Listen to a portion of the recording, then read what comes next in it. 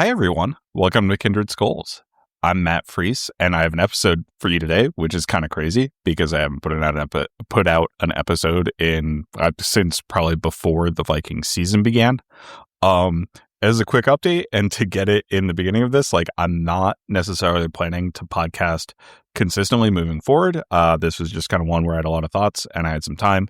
And I brought Luke Braun on in this episode to kind of preview the draft and talk about some other Vikings things, obviously the going-ons with the offseason and stuff like that, just kind of get information off my chest. But just with my life going on, I don't really have the ability to podcast consistently at this point, I would say. So I'm going to keep this feed, up to listen to previous episodes or whatever. I might post very, very occasionally, but it's not going to be something that's on a consistent basis. If you want to check out my work, I am writing for Reef over at Wide Left, wideleft.football. I would highly encourage you check out that stuff. That's where I'm going to be putting out most of my football content. So until that changes, I don't really see doing a lot of podcast stuff, just because switching from writing its own coverage, which had a little bit shorter articles, to a Reef kind of lets me do whatever I want at Wide Left. I just kind of take up all my time to make football content in writing those articles. So that's kind of where I'm at with that. But yeah, follow me on Blue Sky at friesfootball.bsky.social. I still post, when I write articles and stuff, I still link it on Twitter, even though you probably get no engagement from that sort of thing. So just wanted to intro with that sort of stuff. Won't be posting these sort of things consistently, but maybe every once in a while, if you keep it in your podcast feed, you will get a rare kind of not Wide Left, a rare Kindred Skols episode. So watch out for that, and definitely keep reading my stuff at Wide Left. And we'll kick it over to my conversation that I had with Luke. It's about an hour and a half long, so it should be a really good one. All right, everybody, let's welcome on Luke Braun. Luke Braun of Locked On Vikings, patreon.com/Luke Braun NFL, at Luke Braun. Is it still Luke Braun NFL on Blue Sky is pretty much where people can find you? Yeah. If Blue Sky works these days. Look, if people want to contact me, lockedonvikingspodcast@gmail.com, just send an email. There we go. Social media, less and less a part of my life each passing day. And that's a good thing. Really, really is a good thing. Just a philosophical question for you, Luke. How do you feel about hosting a show that's called After Dark at 8 p.m. Central Time, or 8 p.m. local time during the summer?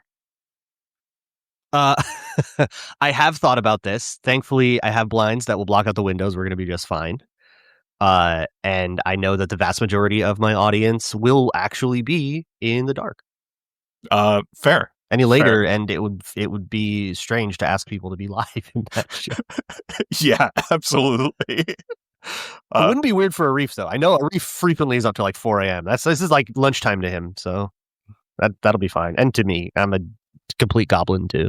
Yeah, look, man, now that I've been writing for Reef, which is half the reason I haven't done this podcast, just because when I was writing for Zone Coverage, your writing is phenomenal, by the way. I cite it all the time on Locked On Vikings. Excellent. When I was writing for Zone Coverage, it was okay, I need to keep this relatively concise and within a couple thousand words or whatever, because that's what people like to read for articles. And then with the Reef, it's just all right, I'll rip off 5,000 words a week or something like that. An 8,000 word free agency recap with everything. Yeah.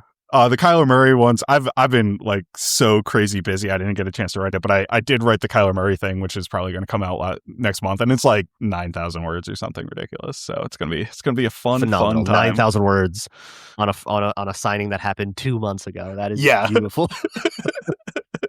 Just and that's what people should flock to. Just absolute real sick stuff was stub article nonsense from Roto World. That's going to be the good stuff.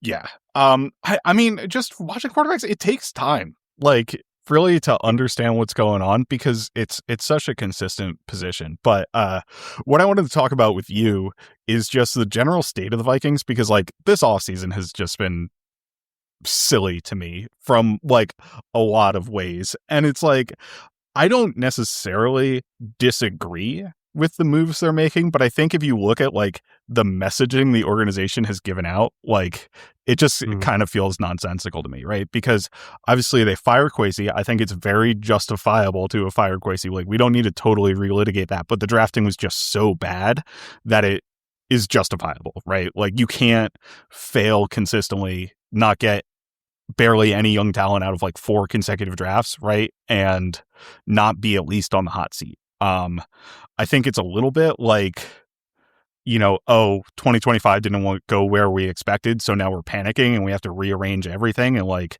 anything we had as a plan before that, like now we're getting rid of, which is what really frustrates me, because it's like, okay, we were so consistent for like 4 years, right? We get on, they don't extend Kirk because they want to actually see what they have in the building, make a quarterback decision. They make the quarterback decision, move on from Kirk. We want to go with a young rookie contract. They go with the Sam Darnold thing. That goes great, but they keep it steady because it kind of falls apart at the end, right?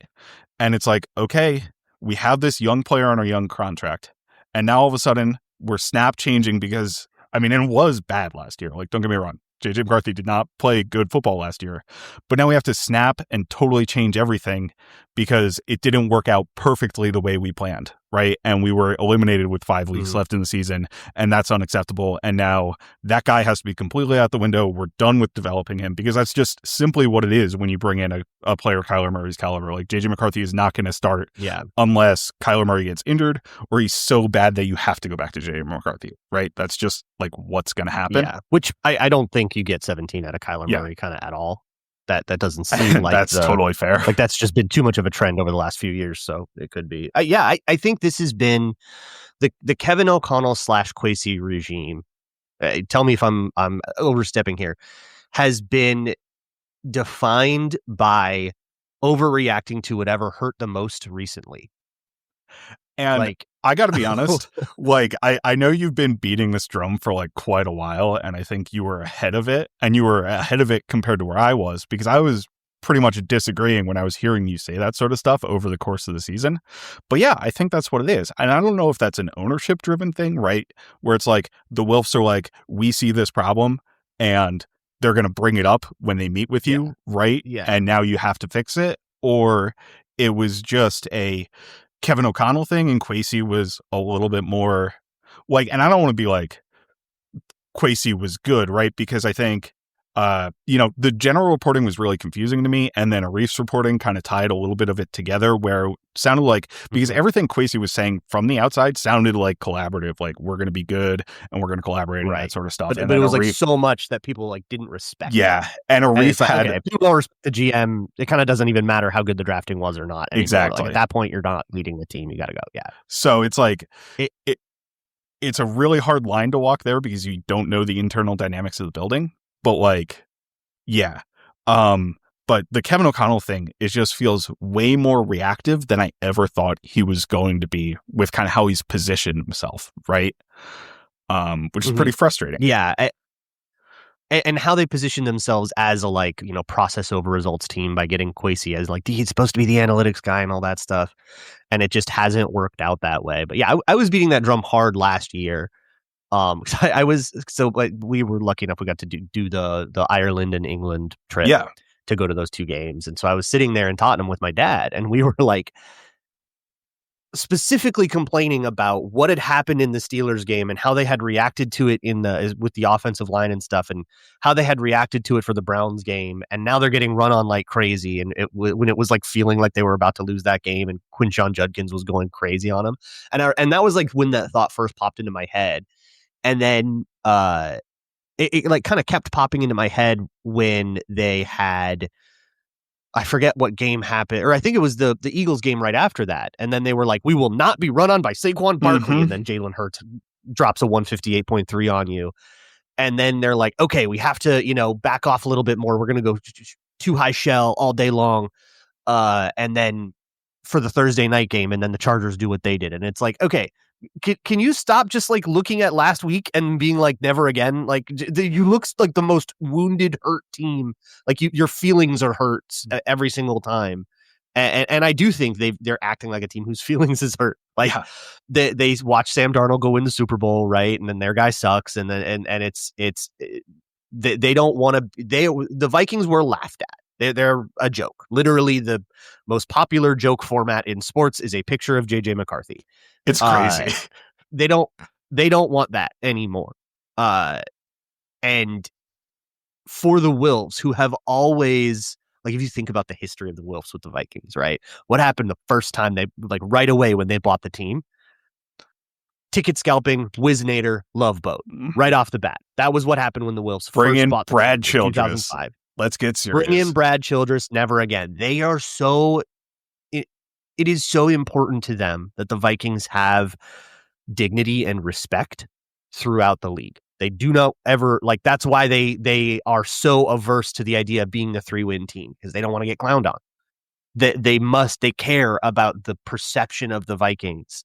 And that doesn't mean that they, like, don't want to win, or that their standards are lower than the Super Bowl or anything like that. It's just that they care about the dignity with which this stuff happens. They don't want to go through the cycle of the Miami Dolphins, where they're going to go through another one right now, where nobody expects anything from them and everybody's going to make fun of the Dolphins. And they don't they don't want you to be able to say same old Vikings, right? They want to change what they're doing from a perspective enough where it does end up same old Vikings, right? Or whatever you want to say. Yeah, but, like, right.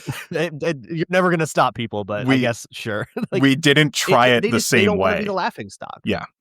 They don't want to be the one team in the league that everybody's laughing at all the time. That is that. And I think that trickles into everybody. I have my critiques of Kevin O'Connell. I probably go harder on him than, like, what represents my actual take. But I think that people, especially nationally, have just not changed their opinion at all about how he can work with quarterbacks, despite what happened last year. And if you watch last year, even outside of McCarthy, even if you look at McCarthy and say, well, okay, every ounce of that was his fault, which I think is a naive take. Kid was 22 years old. But even if you say that, nobody's like, you got an undrafted rookie on the field.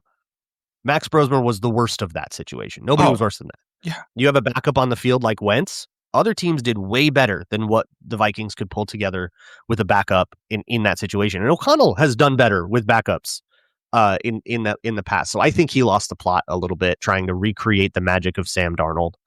I think the fact that he said no to their deal, they did have an offer. I must mention that they didn't kick him out the door and slam it behind them. They had a similar offer to Seattle, but he didn't want to compete. And Daniel Jones was the same thing, I think, for Indy. When Daniel Jones was, and Daniel Jones had no choice but to compete, but he just liked his odds against Anthony Richardson better. He was right, but yeah. And now Kyler's in the same situation, but all in all, the way that they have behaved feels like a team that doesn't want to do anything that could possibly go wrong, which means in the NFL, you do nothing because everything in the NFL could go wrong. So they haven't signed anybody. They don't want to make any cap commitments. They don't want to do anything right now without a GM in the chair that could screw that GM in the future. They don't want that GM to inherit, which is, I think, part of what doomed Kwesi from the outset, was that he inherited $45 million fully guaranteed Kirk Cousins contract at a time when that was not viable. Yeah. And so immediately he showed up and had to solve a problem. I think they're trying to avoid that with the new GM. We don't want you to show up with a contract issue that you have to work your way out of, or some kind of trade nonsense that you have to work your way out of. And this Grenard thing is kind of exactly that. And I think they were really hoping that wouldn't happen. So that's where I think that they're. I think they're just trying to be in the most, like, quote unquote flexible spot. And what's going to be is the GM inherits a roster that's total dookie, and then a bunch of assets, and say, okay, go. And they're going to do the punt on a year and rebuild thing that they've been avoiding for 2 decades. Yeah, and that's my overall frustration with it, right? Because I think if you look at the messaging coming out of the team, it really came from 2 directions, right? One's from the quarterback side of thing, and the other one is from the rest of the roster, how much we're spending side of thing, right? And you get reporting, like, I mean, and these guys are certainly plugged in, like, they know what the people in the building are thinking. Like, I very much respect what Alec Lewis does, right? And I think Kevin Seifert knows what's going on, even if he's not like. I think Alec actually has learned a lot of like football stuff, right? I don't know if Kevin's there in terms of like the football stuff side of things, but like that's not what, and that's not his job. Yeah, Alec wants to learn, and I've like. But like you have Alec Lewis reporting around the quarterback situation being like, okay, the Vikings know that they need to do better than JJ McCarthy because they haven't won a playoff game in the Kevin O'Connell era and they need a consistent level of quarterback play. And then Seifert keeps hammering on, and I'm sure this is coming from the building, right, that they're being fiscally responsible this offseason, right, where they're not overextending themselves in contract. So it's like, okay, do you want to be... That's the reporting that makes me raise an eyebrow. Do you want to be... says fiscally responsible, I go, who's saying that? Yeah, who wants exactly. That? Do you want to be competitive and win a playoff game, and that's why you're moving off of JJ McCarthy without giving him any sort of opportunity to develop, right? Or do you want to actually just be fiscally responsible and be okay and now have this quarterback showing where, okay, now that we have Kyler Murray, we won't be such a complete disaster on offense that like we won't get memed, right? Even though Kyler Murray is like was the most memeable quarterback just because of his height, right?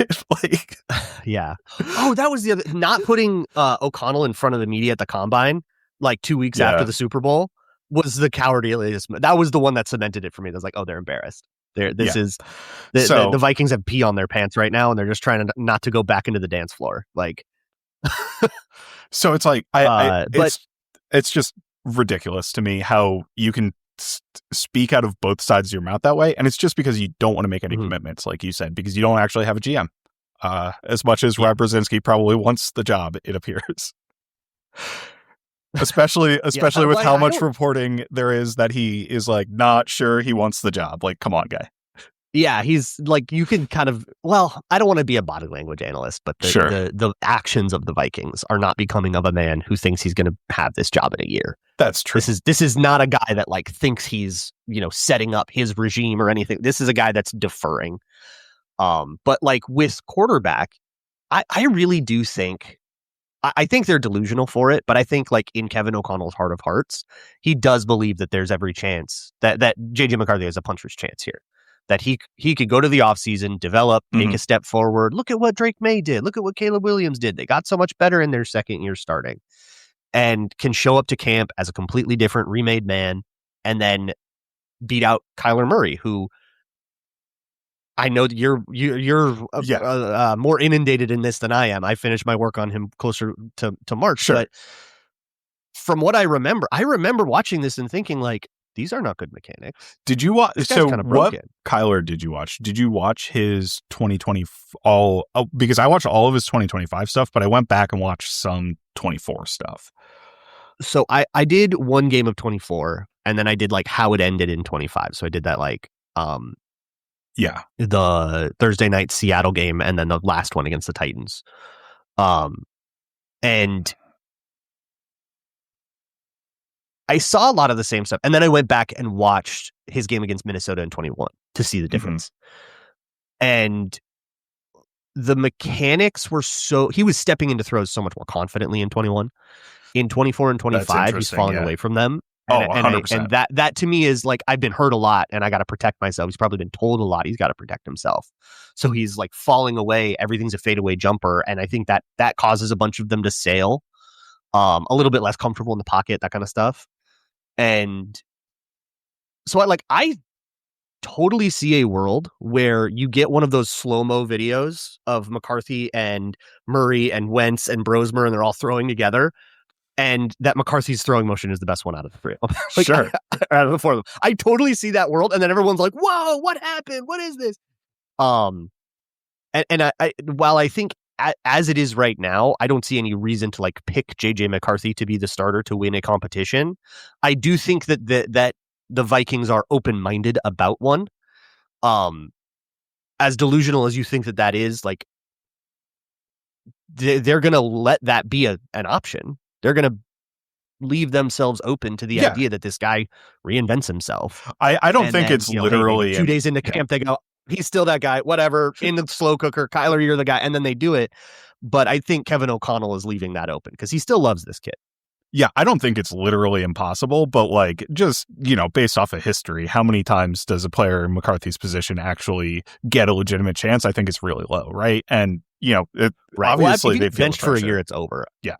Like, I think they believe like, oh, Kyler's going to be fine for a year and then he's going to go to free agency. And then JJ McCarthy, 2027. It's like, look in the mirror, Kevin. Look in the mirror and ask yourself if you're really going to do that. After you let Sam Darnold walk and you won the Super Bowl, if Kyler Murray wins like 7 games and is like quarterback number 18, you're extending him. You guys are so wounded by this. You are absolutely just going to do it. Oh yeah. All this regime has been letting the mistakes of the past influence the decisions of the future. Kyler Murray has to be a C- and he gets the extension. Yeah, but I don't think they believe that right now. I think if you ask them right now, hand to God, they would deny that. I just think that that's where their mind's going to go when all is said and done. I think with Kyler, it's a really it will be a really interesting test of the Vikings, of Kevin O'Connell's ability to work with quarterbacks, or whatever you call it, right? Because I think Kyler is a really like naturally accurate player. Like even if his mechanics kind of broke down in the pocket and like dealing with pressure and that sort of stuff, like I just charted overall what I thought his accuracy was for last year, and it was great. Now, wow. My comparison is Carson Wentz and JJ McCarthy, who are bad at being accurate, right? Like Carson Wentz was not good last year. I don't care what anybody says. Like I don't think Carson Wentz was even better than JJ McCarthy, even if the EPA numbers say he was better than JJ McCarthy. Like he was bad during that course of time. All he did was dump stuff off to the flat, and then Jordan Addison gave him EPA numbers. Yeah, it's wild to me that people can't identify that. So Kyler is dumping stuff off to the flat all the time in 2025 because that's literally the offensive design. Like I was charting, where they were dropping back from under center, what they were doing. They ran play action from under center 3 times in the first 5 dropbacks of Kyler's season. They ran it like 12 times the whole rest of the year, the whole rest of the 5 games.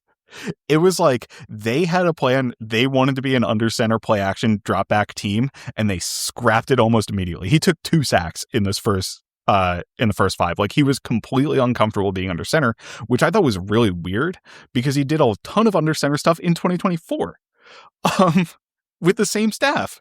It was like, so that's the main question to me, because in 2024, you actually see Kyler do a lot of the stuff I think works in the Vikings offense. I just like sorted by under center dropbacks that he targeted intermediate and deep range, right? Just to see like what was there, because he literally had 4 attempts in that range in 2025, right? There was nothing on tape where he's throwing. He has this major turn down to Marvin Harrison Jr. where he's wide open on a dig against the Saints. It's like one of the first drives of the season and it's wide open. He scrambles out of it and gets like 15 yards, right? But like, so it turned into a positive play, but like literally he was staring at this dig and not throwing it. I'm like, what is going on here? And 2024, he's ripping those throws with confidence. So I have no idea what happened in that interim. And I think that's really what's key for the Vikings to figure out if they can bring back what that 2024 version is. But I think like he throws a beautiful deep ball. I don't know if you've seen some of the deep throw. Like he's an incredible deep ball thrower. I think he doesn't have like, it's weird because I don't think he's actually all that good of a thrower on the move. Like I don't think he just generates the amount of torque he needs to be able to get those throws off, which he can do like on platform, but everything he throws on the move is like a high trajectory arcing throw, which can work, but like he just can't drive it in the same way that JJ McCarthy, like the touchdown to Naylor in the Cowboys game, do the Mahomes stuff. Yeah. The touchdown to Naylor in the Cowboys game for McCarthy is like Kyler can't actually access that throw from what I saw on tape. So that's kind of interesting. Yeah, every time he escapes the pocket, I just want him to run. That's going to be where, and like, he's just use your legs. He was super jittery in the pocket. Like that whole area needs to be fixed. I thought his footwork was a mess in terms of like, it doesn't seem to be timed up to the routes all the time, which is concerning to me and super important in the Kevin O'Connell offense. But like also there were times where I thought they were just reading shallow to deep in that offense where it's like the downfield routes haven't even broken yet and Kyler's dumping the ball off, right? And it's a clean pocket. There's nothing going on there. So it's like, what is going on with this team? And of course, everybody gets fired. So it's like, It could just be they're bad. Yeah, right. And he's not on the same page Yeah. with Marvin Harrison Jr. ever, but he's always on the same page with Trey McBride and seems to be on the same page with the other receivers. So I'm willing to chalk that up to a Marvin Harrison Jr. problem. You know, it's just like there's a lot of stuff with Kyler. Yeah. Right. It's like Geno Smith on the Raiders, where it's like, Yeah. you know what? Some of this, all of this can't be your fault. Like some of this is just the Raiders, and some of it's just the Cardinals being the Cardinals. But that's why I wanted to go back to 2021 and like I wanted to see how Cliff would use him versus how Drew Petzing used him, and it is different. And Yep. Drew Petzing, I don't think ever really liked having him as a quarterback. No. I think, you know, he took that job because it's an OC job and you're Drew Petzing.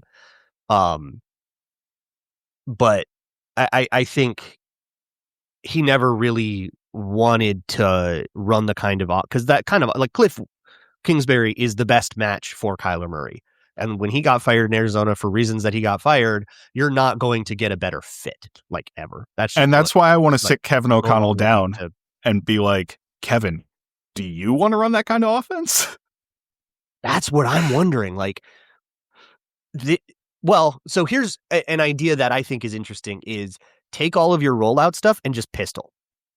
Yeah, that was an idea Jordan Rodriguez had. Is just make this a pistol offense then. And it'll look a little funky and it'll look a little college, like whatever, but that's but like outside of the aesthetic, you still get the idea of being able to get that running start, that downhill play pass motion that like Kevin O'Connell really wants, that attacks the A gaps and tries to funnel the linebackers inside. You can run rollouts out of pistol. You can run duo out of pistol. You can run inside zone out of pistol, but you still give Kyler Murray that shotgun vantage point that he needs so much. It feels like a marriage of things, but I feel like super pistol heavy offenses don't always like there's a reason that it's an uncommon thing in the NFL. Yeah, I mean, but I guess it's the merger of, you know, one wants to run under center, it's when you're at the impasse of under center and shotgun and you can't reconcile those two things. Pistol is the middle point. I was going to say, I feel like the guys who have had success in pistol are like the ancient, you know, 2014 Peyton Manning or whatever, right? Where he just can't move anymore, which is why it's an interesting, yeah, right? Or like Kirk Cousins in Atlanta year one, right? They ran a ton of pistol because Kirk couldn't actually, because of the Achilles, actually execute the play action fakes. Couldn't actually drop back. Yeah. Yeah.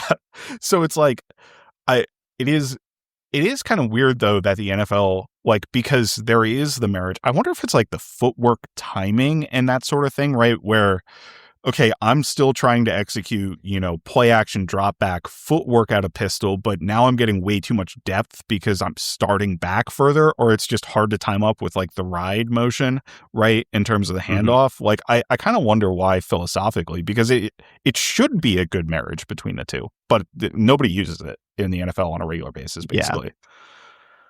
I think they could run under center if they really wanted to. I think they could make Kyler do it. I think it would be fine.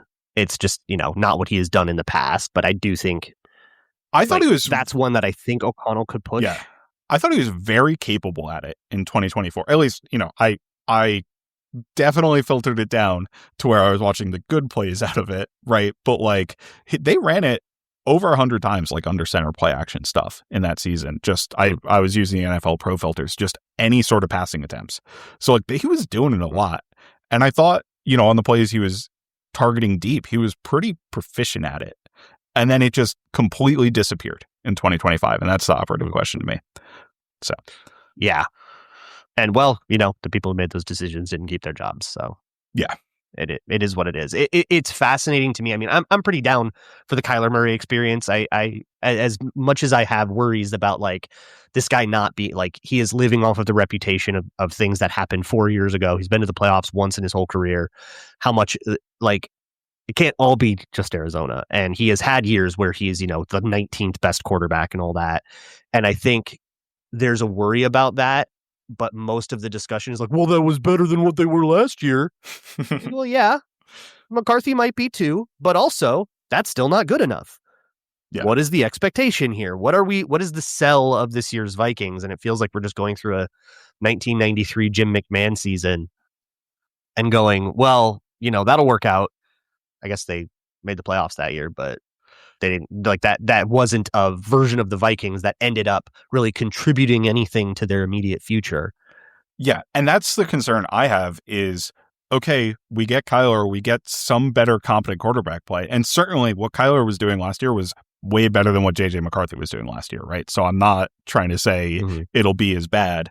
But now we've, taken a big step back other places on the roster and basically done nothing to supplement it, right? So it's like, okay, we were 9-8, just barely one game out of the playoffs, even if that's kind of not the reality, right? Because the Packers didn't care the last week of the season. The Bears kind of didn't need to win, right? All that sort of stuff. So like they weren't necessarily trying as hard as they might have been.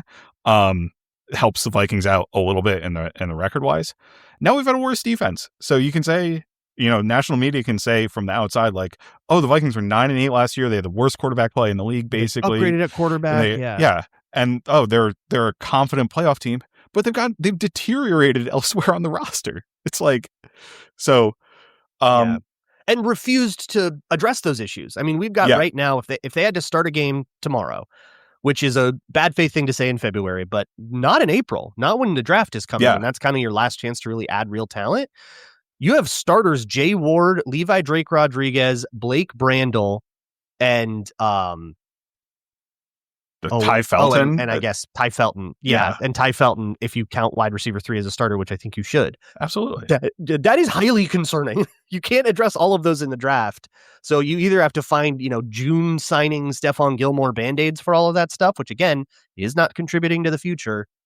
Or you're just going to have some bad players. It does feel like the Vikings are punting on 2026. I think if you're one of those fans that will lose your mind if the Vikings are bad, you may need to sit one out. We might need to see you next April. Yeah.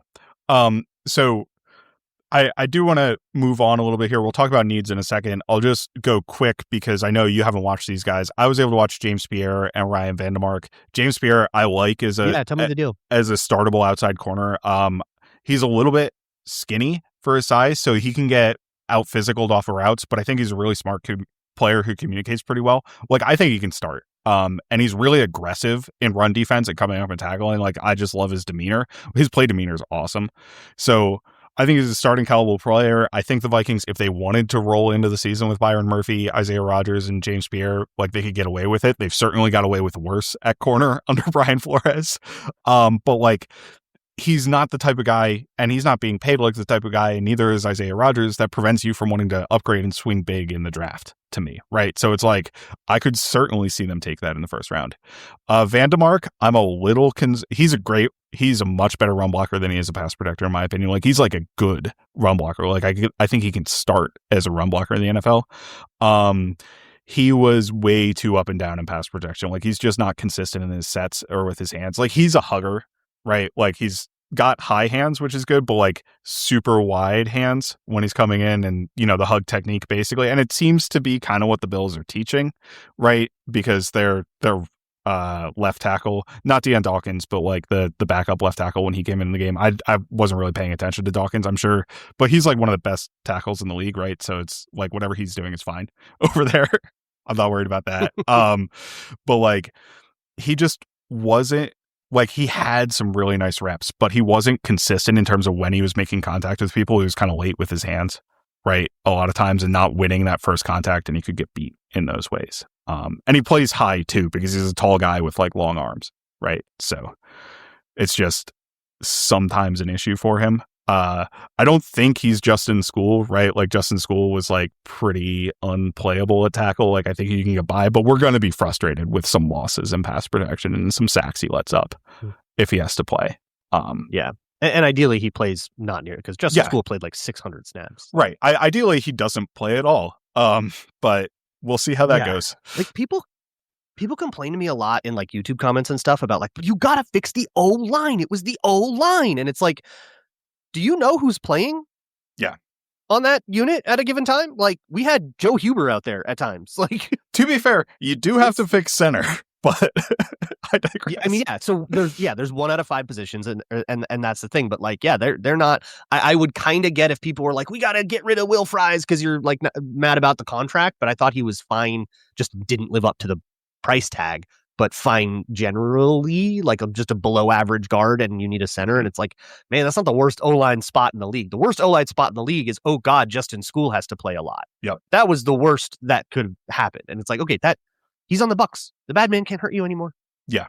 So just overall team needs, I mean, I think it's pretty much everything, right? Like we don't need wide receiver 1 or 2, maybe with wide receiver 2 and Jordan Addison. But like for right now, and I like Jordan Addison. I think the team should extend him. That's fine. Like his off the field stuff. Well, I don't know. I think they're going to.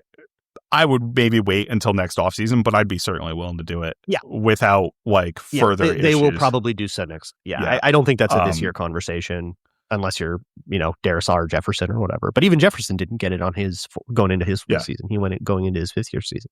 But you still need wide receiver 3. And honestly, like, okay, I'm not saying we should prioritize a wide receiver in the first round, right? But like, if something ridiculous happens on draft day and one of the best guys in the draft at wide receiver is there, like I wouldn't hate drafting one just because it gives you more flexibility with Addison too, right? In case you really are concerned with his off the field stuff. Interior offensive line is definitely a need, but we can't do anything about Will Fries until next year, so there's no point in addressing that. In case he's, by the way, one of the most disappointing things for me personally is that Will Fries was not good last year. Just because I know I liked him a lot in Indy. I thought he put down some good tape, but I also don't think that he was like the catastrophe that he got credit for. I don't think so, really, but no, he just played a little too aggressively to me. Like he said, he didn't like give enough space. He didn't back up with everybody the way that like the rest of the line did. He set up super aggressively. He played a little cocky, I think. Yeah. And that's so fixable. That might, I mean, with Keith Carter now instead of Chris Cooper, like, you might completely nuke that. You might ask everybody else to play that way. And now that's better because everybody's in a line, but he just like didn't get the same depth that the rest of his teammates got. And it led him into some really, really tough spots.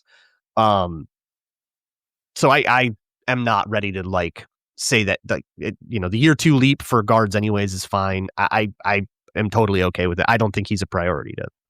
Yeah. Quarterback, we spent a lot of time talking about. Quarterbacks suck in this draft, so it's not worth it. I mean, besides Mendoza. But it's not worth worrying about. Center, obviously a need, but there's no first round centers in this class, so it's like not really a first round conversation. Tackle, I don't mind. If they're not going to extend Brian O'Neill, which I think they should just extend Brian O'Neill. Like he's older, quote unquote, but like tackles last until they're like 39 these days. So like whatever. Just extend him. And I think they will in late July, early August when that usually happens. If you're not going to do that, you need to add a tackle now, in my opinion. But like, I think you are, so that's fine. Tight end, I want to get to like a day 3, like a 4th, 5th round if they end up trading or whatever. I could see a tackle even with one of the thirds just to have competition for Vandemark and Walter Rouse. You just kind of want to add one every couple of years. In that world, but not a priority. Like we're not looking at Monroe Freeling or anything like that. Yeah, tight end. Like we'll talk about Kenyon Sadiq later, but like first of all, I don't agree with what they did with TJ Hawkinson's contract. Like I thought it was fine they just eliminated a future year to save $5 million this year, which is pretty dumb to me, honestly, because I know, and I think you're probably more on my side on this. Like I am not at the general fan base opinion where TJ Hawkinson was like this awful player last year who wasn't contributing. I thought he had a fantastic year as a blocker. People are insane about TJ Hawkinson. It's because he didn't put up yards. He's a top 10 tight end. Yeah, he was excellent as a fantasy blocker. Tight end, but you had Justin School in the thing. You need to help that guy. Yeah. You need to chip him. And then suddenly every route is a flat and a check down. And you've got JJ McCarthy who never checks down. Get deep every play. Yeah. Yeah. Like he's just going to get ignored. That's why it happens. And we explain that as many times as we want, but ultimately people just see fantasy stats and they go with that. And I guess the Vikings see that too. So it's like that consistent conversation was Hawkinson wanted to be done. I kind of think that they voided the year on his. Well, it was reported that they voided the year on Hawkinson's request. Well, they asked him to take a pay cut, and he got pissed about it. That's the problem. Right. The problem for me is the Vikings asking Hawkinson to take a pay cut. It doesn't make any sense. And I understand, I love seeing the tweets, I should say, that are like, oh, TJ Hawkinson has the highest cap hit for any tight end in the league, and it's like $21 million, and that can't stay because he's not the best player. Like, I'm sorry, cap hits are not what a guy is getting paid. Like, it's just not what it is. You got to look at the cash flow and you got to look at the environment. Who is a good tight end in the league that is even eligible for a second contract to be paid more than TJ Hawkinson, right? It's George Kittle. It's been so dry the last few drafts. And it's like, okay, Travis Kelce is ancient and playing worse, right? And then it's George Kittle. And who else is good, right? Like, if you want to list players that are better than him, you can throw Sam Laporta in, which is a somewhat of a conversation for me just because I'm a hater. But you can throw in, Brock Bowers, awesome, great, on a rookie deal, has to be on a rookie deal. Like, the guys who played well last year, basically all on rookie deals. So it's like this market hasn't increased since TJ Hawkinson signed his contract, which is crazy because the cap has gone way, way up, right? Like, he signed the contract as like the second highest paid tight end, and now he's the second highest paid tight end in terms of AAV. Trey McBride makes more money than him, and he's the only one who's actually good who's been eligible for a contract. So of course TJ Hawkinson is going to have the highest cap hit. Sorry, I'm working myself into a frenzy here, but it's just like you're cooking. That structure of thinking, you just can't look at it that way to me. And it seems like that's what the team was doing. And it's just, I don't know, because they don't want to spend any more money. Yeah. It's frustrating. Right. And the people making this decision maybe won't be in charge. Yeah. Like, this might be Brzezinski trying to, get cute, or this might be, a directive from the Wilfs without a GM thinking that they have to do it or something like I don't know where it's coming from. I don't know if it's Kevin O'Connell or whatever, but the power structure in place right now will not be the same power structure in a month, which it maybe can give you outside hope that some of these situations, like with Hawkinson or Grenard or whoever, could be resolved later or whatever. But no, I think the tight end is just a need now and is totally justifiable to take high because your tight end is probably done doing business with you after this season. Yep. And it's like they didn't need to make it this way, but they did. So running back, obviously not a first round unless Love falls to them. And that seems exceedingly unlikely because I guess he's going fourth overall. But even if he does, like, I wouldn't do it just because of the value of the position personally. But like, that's maybe a little bit hater on running back. Like, I do think Love is a really good player. And then I just don't, obviously nobody else is worth a first round pick, even a second round pick. I don't know if it's there. So we'll maybe it's touch on that running back class. But like, if there was a good running back, I would strongly consider it, just because, like, I think they did the right thing with how the running back board fell in free agency. Like, I think they should have kept Aaron Jones. But now you got to figure it out. They struck out big time. Yeah, they for sure. They were in on Walker and ETN, and they wanted other guys that ended up going back to, like, they really wanted to pick up a free agent running back, and then they just struck out and they went, "Hey, Aaron, the terms of the deal may we and Aaron struck out too. I bet is maybe the sad thing. The collaborative apparatus. We don't really have anyone in charge. We're going to have a meeting about everything. We're going to be, reach consensus is slow. And in free agency, you just miss. You just miss out. I think that they maybe would have been willing to, outbid for Kenneth Walker or for ETN or for whoever. They maybe would have been willing to, like, go for that, but you can't cobble that deal together in a slow apparatus. And I think once you look at that as like, they don't call people back in time because they're like having a meeting about it. Suddenly all of these other situations start to line up and make sense about like why things were approached the way they were. And it's like, well, because the window closed because they didn't call back and everyone assumed they weren't interested, when in reality, they might've just had two people arguing for too long about it because they're trying to reach consensus about everything. Yeah. It's just more fun with the current power structure of the Vikings. Anyway, defensive side of the ball, I think defensive tackle, clearly a need. Even if, like, I want to shoot for the moon at defensive tackle, personally. Like, I'm not, like, I can sign DJ Reader right now. And we'll get into this when we talk about defensive tackles, right? But like, they should bring in a run-stuffing defensive tackle, in my opinion. But like, I'm fine if that's just DJ Reader for a couple $1 million in free agency after the what's the word? The compensatory picks are up, right? Like, I think that'd be great. But yeah. But like, and I think one of the young guys, like, maybe I'm willing to take a bet on one of those guys raising. But I'm not willing to bet on it being two of Levi, Drake, Rodriguez, Tyrion, Ingram, Dawkins, Elijah Williams, Taki Taimani, if you want to throw him in there, all the young defensive tackles they have that I like. So I do think that's a pretty significant need for the team still. And I feel bad by the way, I saw Jalen Redmond officially signed his ERFA tender, and it's like, I feel bad that the players, when they did the CBA, completely screwed him over because he deserves so much more than the minimum salary this year. He's so good.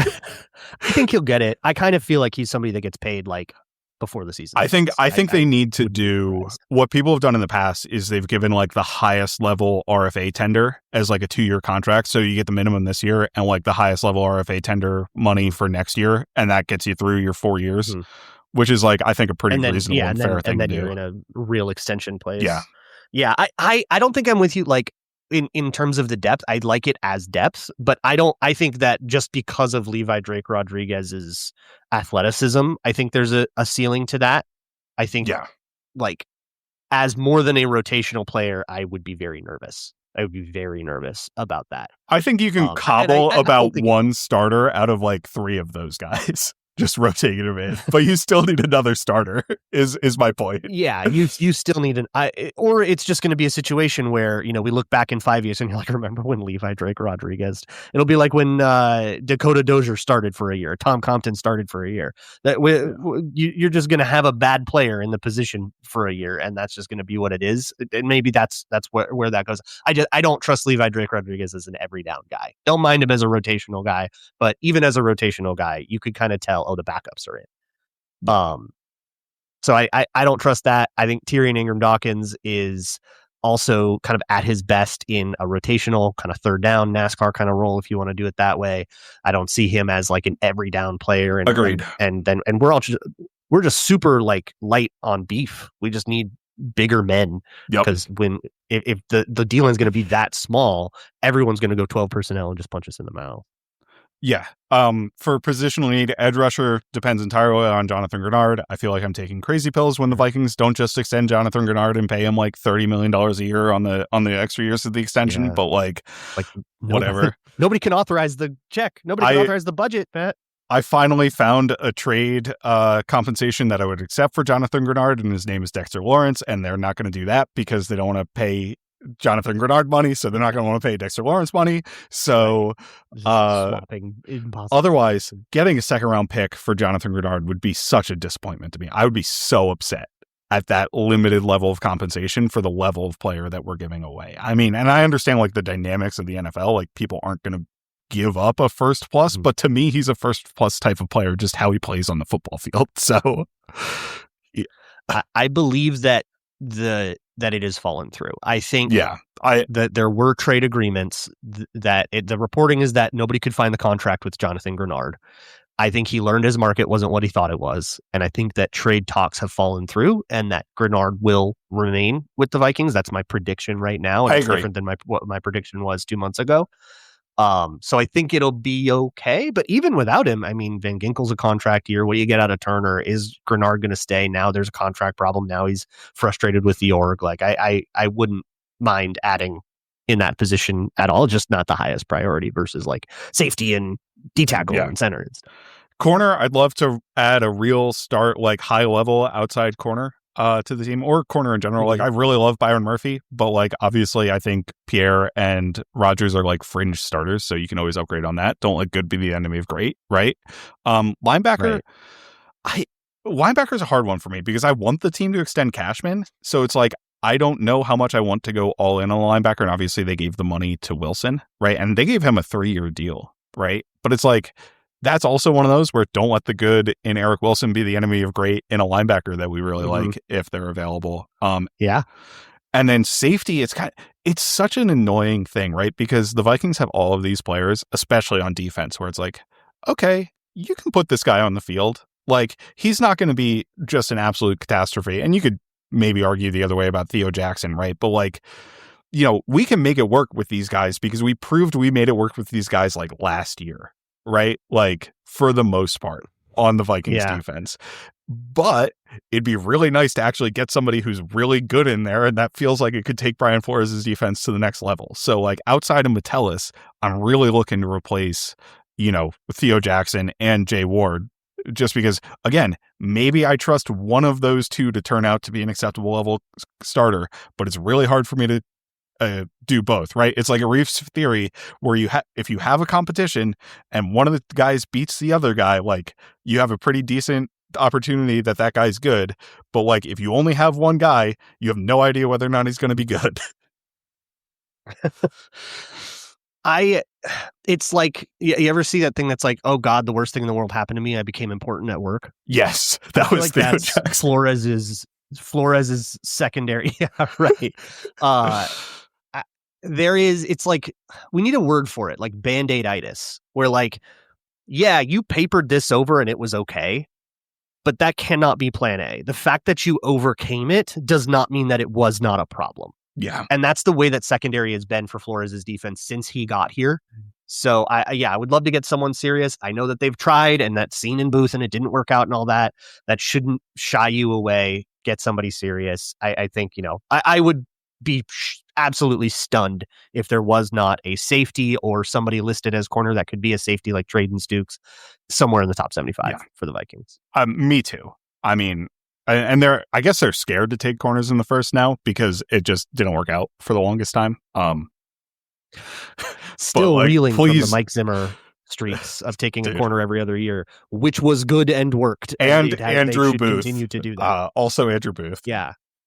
But anyway, let's get into actually talking about prospects. Spielman's wife has done immeasurable damage to the organization. Yeah, let's get into talking about some actual prospects.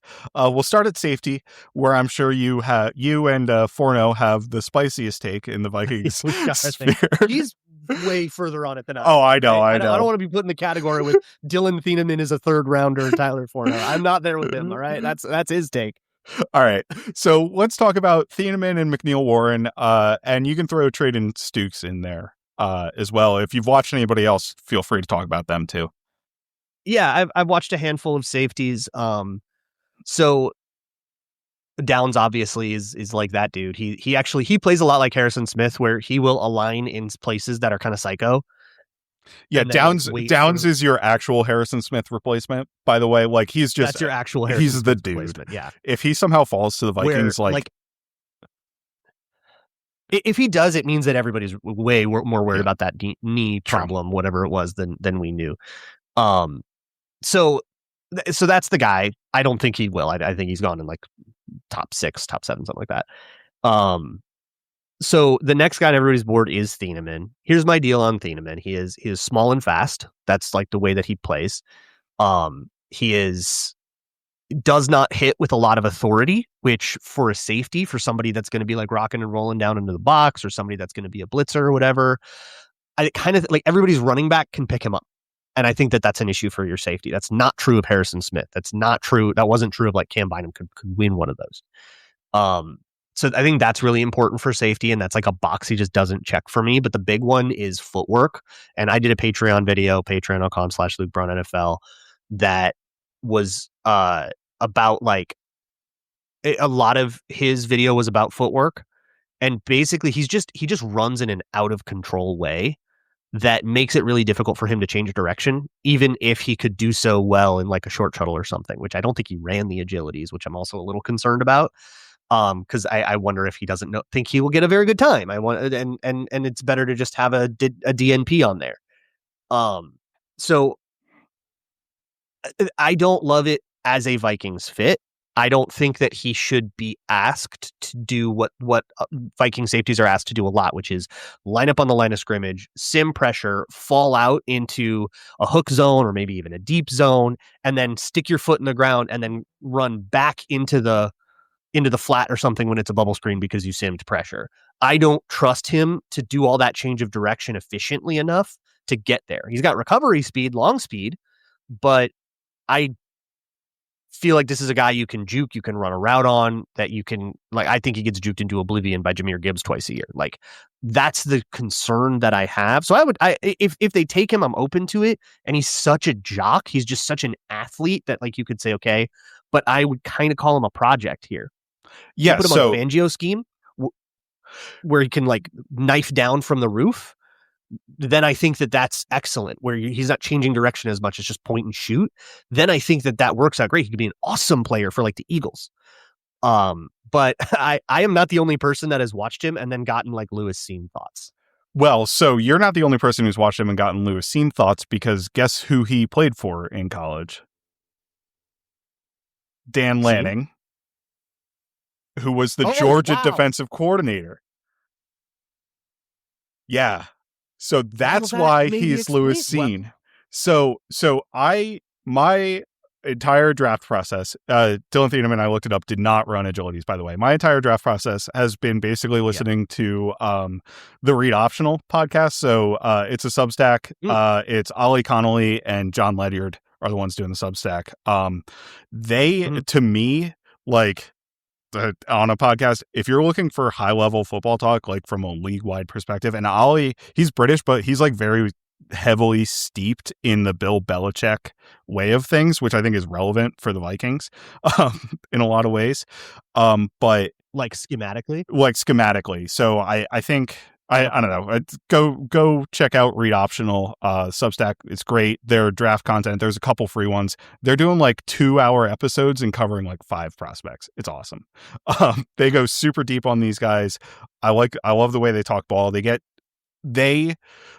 feel like a lot of draft coverage is just like, oh, this guy's athletic, but he needs to work on his technique. But nobody actually talks about like what the athleticism means and how it's like functional. Instincts in the run. Yeah. You get like 2-second snippets, which I realize is important for like TV draft coverage, right? But like they talk about the position as it relates to the league, what this guy does and what roles he can fit in there, and go through the levels of technique and what he needs to learn and that sort of thing. So I think they do a really good job with that.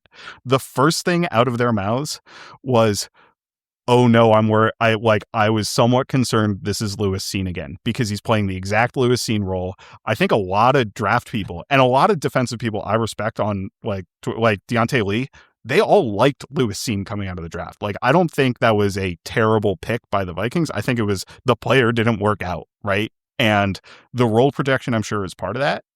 But what was interesting is they actually went back to the Purdue tape, which was the year before, where he's more of a high, like a post safety, right? A cover 3 post safety.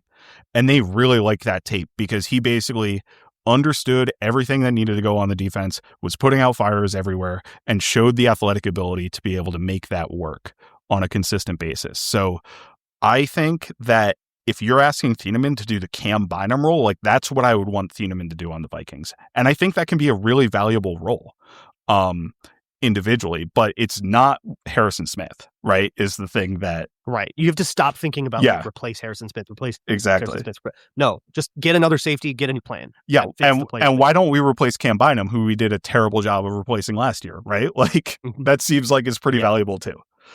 I would be open to that for sure. There is just no world in a Brian Flores defense where even that guy still is going to have to show that like agility. Sure. So I just think that he fits elsewhere better. That's kind of the extent of my take. But I have him as like a low first too. Yeah. So I would call 18. Oh, we reached like a little bit is what I would say, and then I would probably never talk about reach or steal about it again. So, but that's where I'm at on him. I like the idea of a day 2 safety better too. There's so many DBs in day 2 that like you don't have to spend your first round pick on the guy that is getting the most hype, especially when, and it sounds like some people don't even have him as safety 2 in this draft. Some people have him lower than somebody like Emmanuel McNeil-Warren, who I think is very raw. What do you think of McNeil-Warren if we move to him? So whenever I watch somebody from a small school, you got to do the small school test of, does this guy look dominant? Like he shouldn't be here. And I didn't get that from McNeil-Warren. There were some plays where he was awesome, where he was productive, but I didn't get like, oh, this guy like is the key dude on this whole defense. He's the NFL player among a bunch of, whoever's. I didn't really get that. That's not to say that I like hate him or anything like that. He's clearly an athlete. He is, I just think, really raw with his footwork. Sure. And the way that like he doesn't like take steps. There's also the mouthpiece thing. Have you heard of the mouthpiece thing with him? No. Is he always playing with it, or what's he doing? So he misses snaps because he puts it in late. Oh my and then God. he's late. Right? Like, and when I heard that, I was like, oh my God, that's the root of like every problem I had with him. So like, is there a discipline issue? You probably would want, I would want to bring him in for a top 30 visit and ask him about this. Right. And then if the answer I get is satisfying, then I'm probably a lot more willing to like project development for him moving forward. So I do see him as, sometimes you see raw and you think it's an insult, and sometimes you see raw and you go, ooh, potential. Because I see the vision where this guy like turns into this crazy athletic, really good safety. I just think it's going to take some time. I think there's a little assembly required there, and people putting him as like a second round kind of dude is probably, or like, early second, late first. I'm a little lower on him than that, but not on like Thieneman, not by enough where it's worth like getting in a bunch of arguments over. Sure. If they took him at 18, I would say, well, okay, they reached pretty hard there. But if it was one of those things where they trade down to the back of the first or the top of the second, and then they take him there, I'd be fine. Like, this is going to be a guy on Mel Kiper's best available as day 2 starts, and that's fine. But yeah, and I think part of the problem with this draft is like this draft class just kind of sucks. Like, so there's like the 3 or 4 guys at the very top, and then I think a lot of the guys you see after that, people are like, okay, these aren't the guys who were going 10th overall last year, right? I'm just trying to think of a name, but like, you don't have the Dallas Turner, Jared Verse, who is the Eagles corner, that's awesome, Quinyon Mitchell. Like, you don't have that level of prospect in the 10 to 20 range. It's the step beyond that where those guys get into the late first, early second range that a lot of the prospects just in general in the draft are. So it's kind of frustrating. It would suck to be in the 20s in this draft, I think. So we talked a lot about defensive tackle, or about the defensive tackle need, right? Like, I think we both think it's a need. I'd be willing to draft a defensive tackle in the first round. I just don't know if there is a first round defensive tackle. Have you watched any guys at DT, or you haven't really gotten into them? So I kind of had to eschew defensive tackle this year just to prioritize other positions and stuff. I kind of let DT be by the wayside. That's not me saying it's not important. That's just like where I've focused my attention. So I only know what I've read and like osmosis. I haven't watched, I've read. So I know like Peter Woods is the only one that's got like pass rush juice. So he's the one that people get most incorrect. About. The one that has pass rush juice is Caleb Banks, in my opinion. Does he? The foot injury is kind of all I know about him. Is double foot injury. Everybody's worried he's going to fall. That's kind of all I know about him. But you probably know way more about. So I haven't watched a ton of these guys, but like Caleb Banks is the only one who's even worth sniffing a first round pick to me. Peter Woods, from my understanding, is kind of the guy who got hyped as like he's going to be the next big thing, and then he never became the next big thing, and he had a really disappointing year at Clemson, and he didn't even test. Right? Like, he ran the 10-yard split and not a 40-yard dash, and we don't have athletic testing on him. And you're telling me that he's sub 300 pounds. He was sub 300 pounds.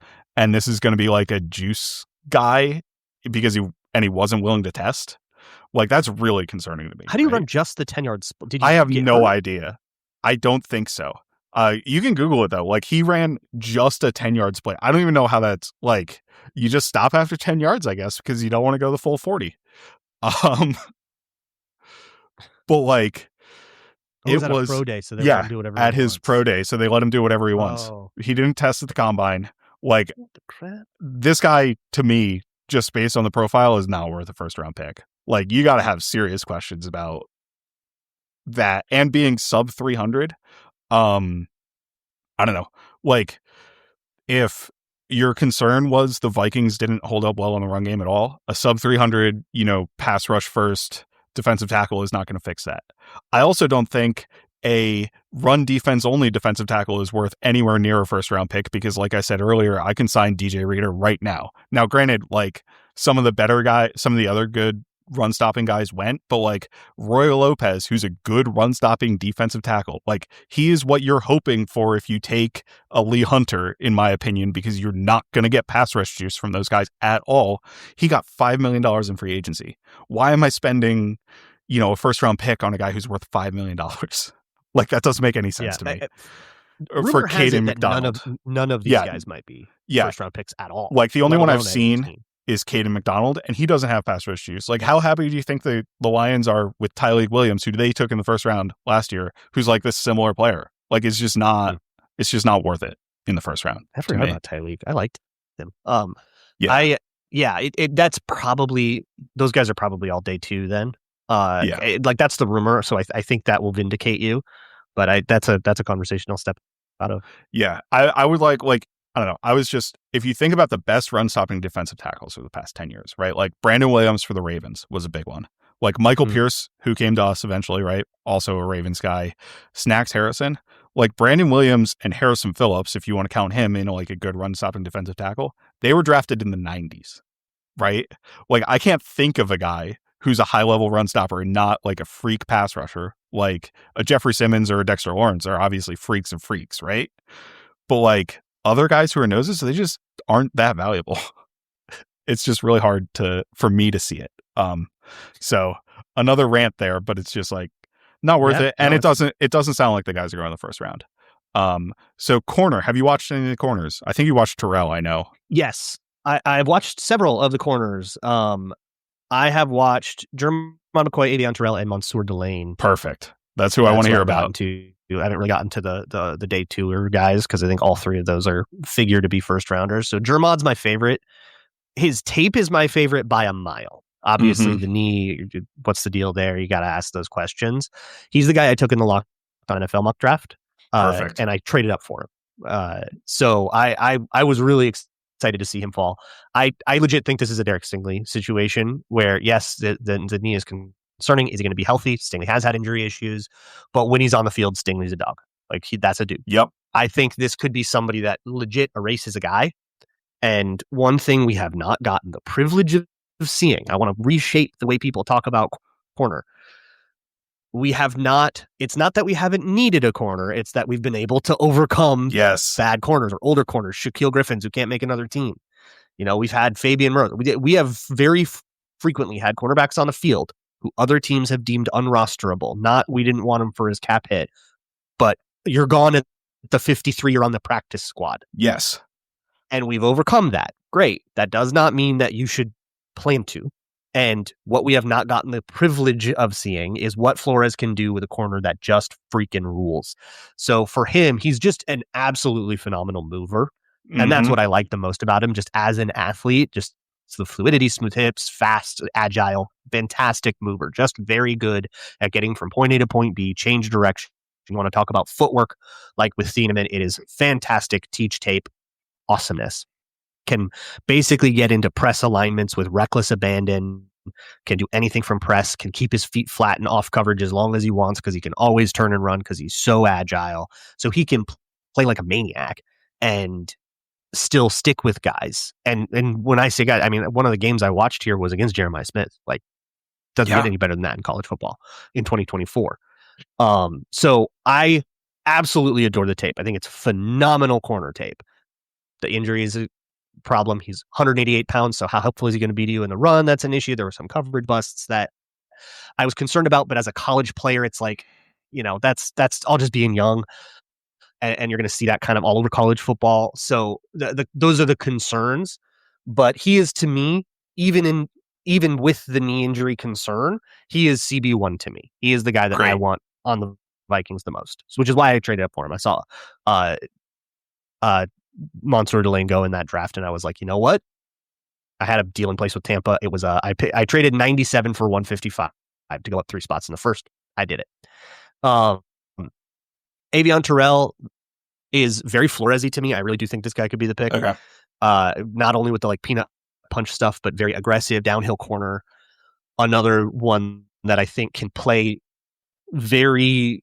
He's a good mover. I think he's a good player. I'm trying to pull up my notes here. Sure. So while you're doing that, on Delane, just from listening to, you know, I already told you what my sources, right? John and Ollie, they're like, yeah, Delane is, or I'm sorry, on McCoy, Jamal McCoy, I had Delane first. Oh, yeah. They think he is the guy. They also think Delane is the guy. Like, they think that they are true high-level talents at the corner position. Delane, did you see that as well? Or are you... I did not. I saw Delane as like a little bit more of a mid player.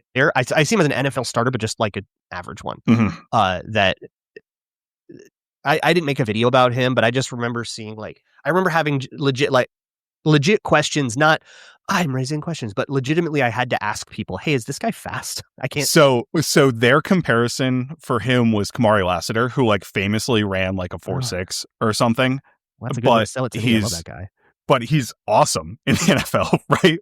He's fantastic on the Texans. So it's you get that kind of vibe. Where is he athletic? And I guess he ran a 4.3 at his pro day, but that's probably fake. So one of the ways he plays is he is a mug you down the field kind of corner, Monster Lane. And I thought that he's going to get flags in the NFL that he wouldn't get in college. He would be 15 yards down the field, fully extending on guys. It's you're going to get called for that every time here. And he grabs sometimes, and he plays a little bit more aggressively and flat-footed and stuff. I like his top end speed, but I don't love how he accelerates. That's been the thing that makes me feel like I just keep thinking of Nid. I just think he's okay. And an okay corner is not something you take in the 6th round, right? That's still a guy that you want to take. I put him, just because I know consensus disagrees with me a lot, I put him as a late first, but just to kind of defer to that a little bit. But I wasn't quite as inspired by his tape. And then with Avion Terrell, that is the big thing about him is he forced 9 fumbles, and he's a peanut punch kind of guy. He is also a big catch technique, flat foot, take the charge kind of guy. Sure. A great natural mover. He's another guy that's hurt though. He suffered a hamstring injury in the pre-draft process, so that's going to probably keep him out of a lot of that. He's going to be like Darisaw, where you don't get your whole first camp, and is that going to mess with your development? So would you have Terrell over Delane probably if you were stacking them? I do. Okay, yeah. I do, and I'm not going to really argue with anybody about that, though. If they want to disagree with me, I think that's perfectly fine. These are all first round corners. Yeah. So just going to another potential first round pick, and I see this guy at the Vikings, and I don't really get it, and I'll talk a little bit about what I think of the player profile after I let you speak. But Kenyon Sadiq at tight end, right? He's the only first round potential tight end. Obviously, the Vikings, we talked about them having a future tight end need, even if they don't need it this year. Do you think Sadiq is a player they should be taking in the first round, or are you kind of out on it? I feel like I'm doing the Boss Baby meme a lot, where guy who has only seen Irv Smith compared to removed tight end to Irv Smith. But I do get a vibe there of I think he is an at best okay college blocker. The way that he blocks is sometimes he does it. He leads without his hands. He leaves his chest totally open. Contact is soft. Doesn't move his feet well. I think when it comes to short routes, like choice or whip routes, or the kind of stuff that a McVay offense would ask a guy to run, that is not his best. I think he is a straight line speed tight end. And I know he has a better athletic profile than Irv Smith, but I still get the same vibe of okay, you can run a post with him, and that's pretty rare for a tight end. That's kind of fun. You can run a deep dig with him. That's pretty fun. But at a certain point, this guy's just a large receiver. And you can have him dig out a nickel. You can have Jalen Naylor do that too. I don't really see what he does that improves upon what the Vikings could have asked Jalen Naylor to do. And that's not a first round pick to me. So I'm calling him a second round guy in general, just mostly because he's going to have at best the Colston Loveland role of tight end too to start out. And that switched as the year went on. But this guy feels like if you have a Kyle Rudolph, this is a very fun guy to add to that. But if you don't, then I'm a little worried. So if the Vikings took him and put him behind Hawkinson for a year, ask him to bulk up, okay, I can see the vision there, but it's definitely not the thing I'm most excited about. And if I have a Kyle Rudolph, why am I taking this kind of guy in the first round? Right? To me, exactly. The issue is, okay, if I want to have a tight end who I'm taking in the first round, I want him to be an inline blocker who unlocks things for me in the passing game. Because the Irv Smith move tight end problem for me is when the Vikings drafted Irv Smith, people were all like, oh, he can run routes like a wide receiver. Well, no, he can't. Is the thing. It turns out. And even if you have a player who can run routes with a wide receiver, you have Kyle Pitts. And Kyle Pitts is like a phenomenal prospect, like a great thing, but he's a wide receiver 3, right? He got franchise tagged and he's been disappointing relative to his draft stock because he just doesn't have in my opinion, the linear movement profile is not what you need at tight end. It's not what's necessarily successful. And I think you look at just think about the best tight ends in the league. I think you can describe Kittle as a linearly explosive player. I think he might be the one you can describe as a linearly explosive player who's an absolute demon after the catch, right? I don't know if he is as side-to-side quick movement as some of the other guys, but George Kittle is also the best blocking tight end in the league. Sadiq's not coming in as the best blocking tight end in the league. He's not even close. He's a guy coming in as a guy you put in a double because you got to hide him because you're in 12 persons. You have to hide him. If you think about guys who are successful immediately, I think Brock Bowers, right? He's not the fastest straight line guy, but he's a really good quick mover, especially for somebody his size. Trey McBride, similar to that. Travis Kelce has made his entire living off of being just a quick mover, great at finding in zones, finding open space everywhere. Right? Like just the ability to find open space. That's not a linear athlete profile. The linear athlete profiles of tight end are like Vernon Davis, right? Who's an example who had one good year in his career. Kyle Pitts, I think, is another example. I think you could describe Rob Gronkowski as a linear athlete, but like he's just his own thing. Like he's a one-of-one type of player. And also Kenyon Sadiq is 6'3". Right? He's not some contested catch maven, which also helps you with that mold of receiver. Right? Like Colson Loveland, I think a lot of his success last year was because I think he is a good linear athlete, but he's making a ton of contested catches. If you look at the tight ends who were successful last year, like you're not winning on deep down the field routes necessarily. You're winning on all this short stuff where you make something happen after the catch because you're big and you're quick enough to make stuff happen. Like that's exactly what Trey McBride does.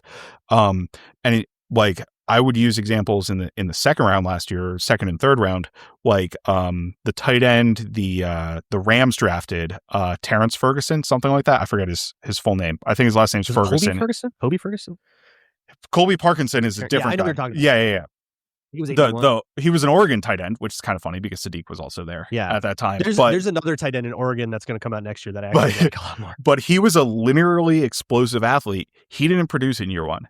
You know who's like this shifty after the catch, like fantastic 3-cone athlete who did produce a ton? Harold Fannin, right? Because you can dump that guy passes and he can make things happen after the catch.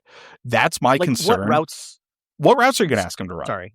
Yeah. What routes do tight ends run? They run choice, they run returns, sometimes they'll run a crosser or something like that. And everybody daydreams about the idea where you get to run 4 verticals and a tight end vertical isn't the slow one. But even with somebody like Kyle Pitts on your team, you still have that guy running out into the flat and just trying to get, or just taking a quick slant over the middle or a quick OTB over the middle that or a quick hook or something. And just trying to get yards after the catch with that. That guy does that all the time, no matter how athletic he is. If he doesn't, you just drafted a wide receiver. Just call him a wide receiver. Yeah, but if you're putting him in the positions where you need to run the fast routes just because of the timing of the offense, he's not in the tight end position anyway, so he's not giving you the tight end benefit. Like, that's what I don't see. Now you put him out in the slot, and great, you've spread guys out. But again, Jalen Naylor does that. Yeah. So, like, the route, like it or not, the tight end will be running routes that are predicated on agility and being able to, accelerate out of that break. That one TJ Hawkinson route that went viral that everybody hated, right? That's not a straight line speed thing. That was an agility thing. That was him, kind of not getting. I thought he ran that same route the next week, like way better. So it was, but that's the example of stuff that I'd be worried about here. And I kind of saw that whenever he was asked to run a return route, it lumbered and the corner could super easily mirror it. Yeah. And like Hawkins, I see him as a second round player. That's probably a crazy hot take because I think he still contributes to an offense. I think he comes in right away and he's not like a backup or anything like that. That puts you in the top 50, but not a let's pick him at 18 and replace Hawkinson. And oh my God, we got the next guy. Like, I don't think he's that dude. I think the player profile and who he is as an athlete is like very exciting, right? And you can let your imagination run wild with who he is. And then you look at like the practical reality of what teams are going to do and it just doesn't fit, right? It's like, taking a Bugatti on like back country roads, right? Like I'd rather have a tuner that can actually move quickly, right, around curves and stuff than be fast in a straight line. Yeah. So like it's just a mismatch in terms of the athletic profile is a fantastic athletic profile. Like the player could be a really good player, but I just don't see how it fits within the offense because like TJ Hawkinson can run vertical stuff with me. I promise he can still run vertical stuff. He does it. I promise it's there. Yes. And another year removed from that knee Yep. injury may be better even if he's a year older. Yeah. So anyway, running backs, I know you watched a couple guys, nobody in the first round, but just give me a short on, are you taking anybody who you watched on day 2 even?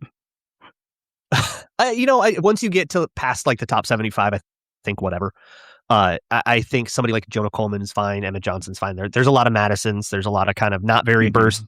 They'll get you your 3 yards in a cloud of dust kind of guys. I haven't really like fallen head over heels in love with anybody, but I also pulled off the running backs pretty quick when once Aaron Jones came back. I thought, maybe not. So I think this is probably more of a day 3 thing for them, and they get somebody. I know they met with like Seth McGowan, the Kentucky running back, is one name. So there's a couple of guys they met with that are like 5th, 6th round, and maybe they get with one of those picks. But I don't think there's anybody outside of Jeremiah Love that anybody should be remotely excited about. And Sure. By the time they're going off the board, you're probably going to be bored of the draft. Yeah, fair enough. And then the last position. Oh, well, I actually skipped it. Sorry. Let's go back to centers because I know day 2 centers is a huge thing. Have you watched like all of the guys, or who have you watched at least? I've watched the 4 you have on your breakdown here. Great. Which are Jake Slaughter, Connor Lew, Sam Hecht, and Logan Jones. They do muddy together to me a lot. Connor Lew stood out of that group to me. I put him as like a second round player with an injury concern because he's dealing with is still dealing with that injury that he got in 2025 and will probably miss offseason, I think. Yeah. Because he got rolled up nasty too. Like that's the bummer of it. That it was just, kind of a guy falling into his leg at the wrong angle. He was the only guy that really got me excited, and part of that is because he made CJ Allen look weak in blitzes. Nice. I was going to say, my understanding is all the guys are kind of light in the pants a little bit.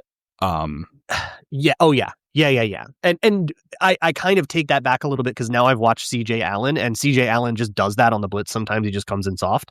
So like maybe that wasn't as impressive as I thought it was when I only had context of knowing CJ Allen was like a first roundish guy. But I think Connor Lew has an anchor. Like he is able to stop up a bull rush. And I like his eyes, and I liked his tape a little bit more. As for like Slaughter and Logan Jones, a little bit light in the pants. I think I actually have Sam Hecht over those two guys. I just thought that was a little bit more solid, and the ways to the way to beat Sam Hecht. Like Sam Hecht is also not somebody like none of these guys I think are day 1 starters. I think the only one that I have a chance to be is Connor Lew, and I don't think he's going to be healthy on day 1. So like it's moot.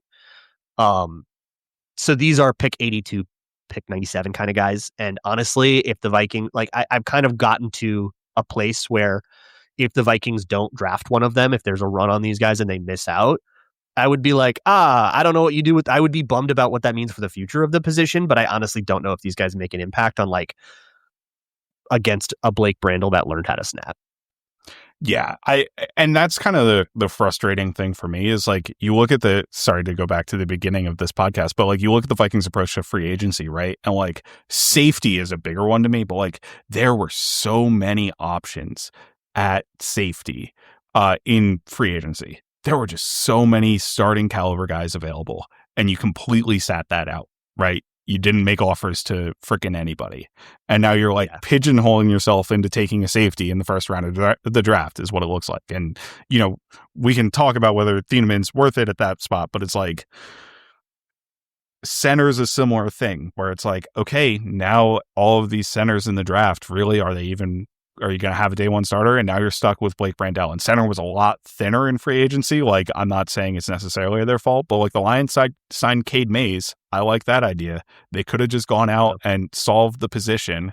And then maybe you could have just moved, I don't know, crazy idea, moved Blake Brandel back to tackle, and he could have been your swing tackle where he plays pretty well.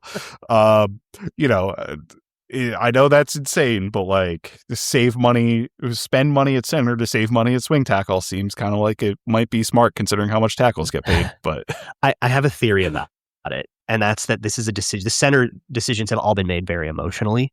Oh yeah, and they've been made like by Kevin O'Connell, right? Like London, that trip was emotional. That trip was really difficult on everybody, like in a very personal way. Because it was, just difficult to do the international thing, to do the back-to-back. That was grueling. It was very tough. It was tough to practice on a soccer field in the middle of England.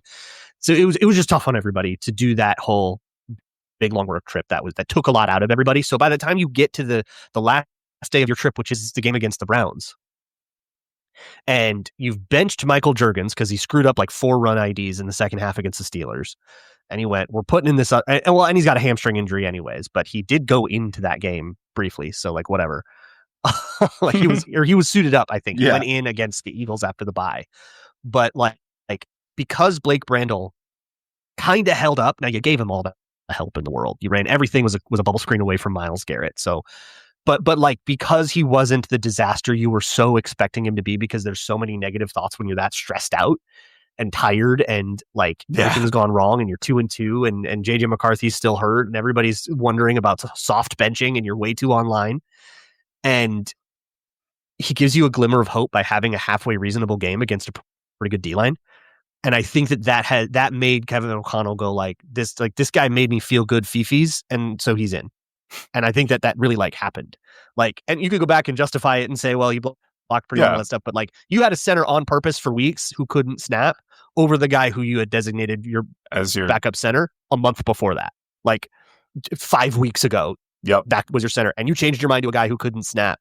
And I genuinely think that it's because that, like, this is the accusation I've been levying at Kevin O'Connell, is that these decisions have been kind of emotional and by the seat of his pants and on the fly and not made with that kind of cold distance that you need with these kinds of decisions. And I think that he loves Blake Brandel. Everybody loves Blake Brandel and wants to give him another chance. Didn't work out at guard, maybe it'll work out at center. But it does kind of feel like we're going, oh, we traded Ezra Cleveland and Blake Brandel kind of held up okay. Let's just run that for 24 because we're just doing that again. And this time he's got to learn how to snap. He's got to learn a whole new skill. It's the same defensive Band-Aid solution that you talked about earlier, applying to the offensive line. I totally agree. It's just, it is what it is. He'll have an offseason to learn how to snap. So hopefully he figures that out. And he is. Yeah. He's been told, you're a center, learn how to snap. Yep. So I honestly, I think as a center blocker, he did do okay. And the problems I had with him were mostly related to having late hands after snapping, because he didn't know how to snap and strike at the same time. So if he can learn how to do that, okay, maybe there's potential here. But he's also never been that good at picking up stunts. He's never been the best pass protector. He's never been, at tackle, at guard, at whatever. He's been a backup quality player. I don't think you suddenly just show up because you like and learn a brand new skill, and then that's the thing that you're best at instead of the thing you've been doing your whole life. So I still think the future of center is very much in flux. We need somebody. Maybe you can hope that Michael Juergens has a John Sullivan-esque arc where by year 4 he's a guy and he developed and he did the thing. But like, it's another one of these things that like we got to start flashing the red lights here a little bit, and pulling the fire alarm on another position. So to be fair to Blake Brandel, starting centers in the NFL in general are like bad. There's not a lot of good ones. True. So it's just, and I guess the ones coming into the league aren't that great either. Like they're day 2 kind of developmental, maybe can't start right away type of guys that are coming in the league. I just don't think the pipeline supply is there. They don't make Creed Humphreys everywhere who are like 330 pounds, can block anybody and actually run an offense from the center position. So it's hard. But why don't we talk about linebackers? And then wrap it up here, Luke. Linebacker I see is a huge second round thing. So who have you watched a linebacker? Give me your notes on those guys. Yeah. So I haven't even bothered with Sonny Styles. He'll be long gone. Not my business. CJ Allen, I'm working on a video. I'm hoping I can finish it right after I get off this podcast here, about CJ Allen. He is that dude. Holy moly. That dude is making me feel things in a way that I very rarely feel in the draft. CJ Allen, you know how we just talked a lot about like, a tight end, but it's really just a receiver and you just are calling it a tight end, because CJ Allen is kind of the flip side of that. where it's like having another safety on the field, but you get the size and physicality of a linebacker. He Incredible. runs stuff down like a safety, like from the same position, toss play to the other side. He's the weak side linebacker, and he will flash past all of his teammates on Georgia and make that play. Like this is not Toledo. And he was at Alabama before Georgia, right? I think he was at Alabama before Georgia. Was he? I only watched the Georgia part. I usually only focus on the last season of a guy because guys change so much as OCs change and they transfer and it's a new defense and all that stuff. And it's like, whoever you were when you were 19 years old is just, I mean, who's the same guy at 19 and they are at 22 like ever. So he was at Georgia all 3 years, which is also great. He was at Georgia all 3 years. Okay. Yeah. He is a fantastic block shedder, fantastic block deconstructor. He comes in soft in the blitz a little bit sometimes. That's the concern I have, which means maybe this isn't a Flores thing. Maybe this guy will be really, really good somewhere else and we'll be mad that we passed on him or something. But he's so fast, and he's fast enough to like erase run angles and make a real impact. I think this feels like the dude that like the Ravens or Eagles draft in the 20s and you go, how did we let this happen again? Yeah. Like, this feels like that guy to me. So I am head over heels. I'm over the moon for CJ Allen. I watched Anthony Hill. I don't think he's a very good athlete. I know he tested well. I don't think he's a great change of direction athlete, and to the point where it is detrimental and people get an angle on him. I also want to watch Jake Golday and Jacob Rodriguez. I haven't gotten a ton done on those guys, but I'll get to them before the draft actually starts. They're kind of the last couple guys on my list that hopefully I can get to before Thursday. I think that's really funny because listening to John and Ollie, John was like struggling, like, do I put CJ Allen in the same tier as Sonny Styles? Do I do that? And I think he ended up eventually having him a tier below Sonny Styles, but he was like, I love this dude. The other thing with Allen, I know the first thing about Sonny Styles, so is the athletic testing. I guess was like he didn't do athletic testing. I think he had a medical recheck thing at the combine, and people are concerned about his athleticism, which is funny from you, where it's like it just doesn't show up on the tape at all that he lacks athleticism, where Hill's the opposite, and that's my understanding of Hill as well, where it's like, oh, he's this great tester, and it just doesn't show up on the field. I think it probably just has to do with process and speed. Right? Like CJ Allen, I bet, is just such a better processor of information and what's going on in front of you. And that's critically important at the linebacker position. I think it's something that doesn't get talked about enough at running back too, where you are, 5 yards from the line of scrimmage and you need to make a decision and go. And that's what's going to make you faster than everybody else. Get the ball pretty much. Yep. And it's the same thing from a linebacker. I just looked up the CJ Allen thing. So he had a meniscus trim in the middle of the season and then kept playing. Oh, okay. So that's the knee issue. I mean, that's always really concerning of the Anthony Barr situation. Yeah, well, it's the JJ McCarthy situation, right? Where it's like, oh, we could do a trim. Well, he had the full repair, but it's like we could do the trim, but maybe we should do the full repair, right? Maybe they should have done the full repair. Yeah. So I guess people are probably rightfully a little concerned that he had the trim, he played on it, and now months later it's still bugging him and he couldn't test. Yeah. That's probably a concern. Yeah, for sure. So injury notwithstanding, let's go through some favorites. I don't think I had you talk about Traden Stukes. I mean, you mentioned him in passing, but like in terms of favorite fits for the Vikings, it sounds like one from him and any other favorite fits that we haven't talked about. Yeah, so he was a really interesting conversation about scheme fit because a lot of what he played was like the Mike Zimmer, Nick Saban-ish star position, where he's like the nickel corner basically. And Flores doesn't have nickels do the same thing. He did a lot of like wall number 2. And I kind of thought that was where he was at his worst, was that star position. I thought he did way better when he was lined up as a deep safety or as a box player or as, an overhang or something like that. So I was like, well, we would only ask him to do the stuff that he's best at. That was kind of how I felt about it. I think he was a good like downhill physical player. I loved how he triggered. I loved the footwork. I loved the transitions from backpedal into downhill or shuffle into downhill. And I thought he could hold up reasonably well in man coverage and stuff. I just didn't love him as like a guy, walling number 2 and being physical. I thought he just kind of missed his shot a bunch of times there and then let a guy behind him. But I get the concerns about that. And I know that there's like, he just doesn't have the athletic ceiling as somebody like Downs or Cinnamon or McNeil Warren. So it's probably going to go after him. But I think if this is a guy that I'd be fine taking him at 49. I'm that high on him. And I think that makes me higher than consensus on him. if he's like there at 82, it's highway robbery to me. He's somebody that probably, like, I think consensus has him like in the 60s. So that would be like highway robbery to me, but I would reach on him. I'd be happy to do that. I'm high enough. Sure. I think that sounds like a great solution. We could actually fix the secondary, which we've been begging for since, I guess, Lewis Seen and Andrew Booth failed, and do it again. Just flip it, right? Corner first round, second round safety. Yeah, right. Nobody will be upset Corner about safety. that. Nobody will be upset about that I mean, in the Viking sphere. No. If anything, it highlights that you have a need. Yeah. Whenever you have a draft pick bust out, that is now a need. You have to do it again. Yep. Did you watch any receivers at all, or basically everybody we've covered here today is the extent of kind of what you've done of draft prep, which is totally fine. Not at all. Nice. I think I watched some Miami offense just by osmosis, watching some of these, and I don't even know who like Mekhi Lemon is. He's USC. So I'm doing great. Yeah. Was it Cardinal Tate's Ohio State? Cardinal Tate's Ohio State. Yeah. The receivers. Completely not my business.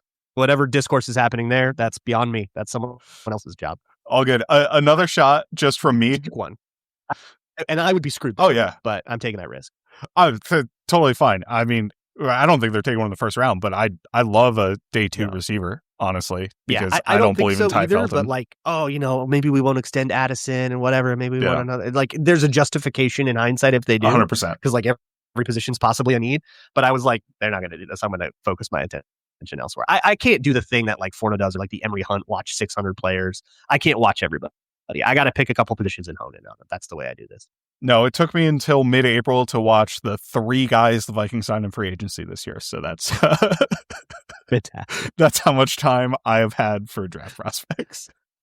But this was fantastic, Luke. Thanks for coming on. I really appreciate it. It's always a pleasure, man. Yeah, absolutely. Luke Braun at Luke Braun NFL. Or LockedOnVikings@gmail.com is probably how you could reach him the best. Locked On Vikings podcast. Yeah, like every single day @gmail.com if you want to hit me, or you can of course join one of the various memberships, Everydayer Club, which is a Locked On thing, or my Patreon, which is my personal one. Yeah. I'm Matt Freese. You can find me at friesfootball.bsky.social as long as Blue Sky still exists, if it even does today. I don't know. They've been having some rough times the last 2 days. I don't actually skeet like ever. I like look at stuff, but I never skeet unless I'm like tweeting out tapes of players in the articles I write. But where you really often we're grilling. Yeah, it's a good life. Where you can really check me out is writing for Wide Left. I try, and one of the things I like is I get to dive as deep as I want to into these things, so it kind of replaces the podcasting thing for me in a lot of aspects. But maybe I'll hop on here if I have some takes in the future, just because I'm keeping it as a space for myself to get it out if I want to. So love it. Thanks everybody for listening, and Skol Vikings. Oh, baby. Another first round corner wouldn't do us any harm. Oh, another first round corner wouldn't do us any harm. Oh, another first round corner wouldn't do us any harm. And we'll all cheer on behind, and we'll score the